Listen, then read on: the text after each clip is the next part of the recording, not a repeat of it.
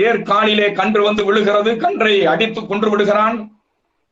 தாய் பசு அரண்மனையிலே இருக்கிற மணியை ஒலிக்கிறது. மணி ஓசை கேட்டு தாயினுடைய கண்ணீரை துடைத்தவன் மனுநீதி சோழன். தன் பிள்ளையை தேர்காலிலே வைத்து கொன்றவன் மனுநீதி சோழன் என்று பார்க்கிறோம். இதுதான் இப்படித்தான் வாழ வேண்டும் என்ற நியதியை வகுத்து தருவது. வள்ளுவன் அதனாலதான் அடிச்சு சொல்றான், நன்றிக்கு வித்தாகும் நல்லொழுக்கம் தீயொழுக்கம் என்றும் இடும்பை தரும். நன்றிக்கு வித்தாகும் நல்லொழுக்கம். நன்றிக்கு வித்தாவது எது? நல் ஒழுக்கம். தீயொழுக்கம் என்பது என்றைக்கும் இடும்பையை தரக்கூடியது. அதனால்தான் ஒழுக்கத்தின் எய்துவர் மேன்மை என்று சொன்னான் வள்ளுவன். இந்த அற இலக்கியங்கள் ஒழுக்கம், கல்வி, அன்பை பற்றி போதிக்கின்றன.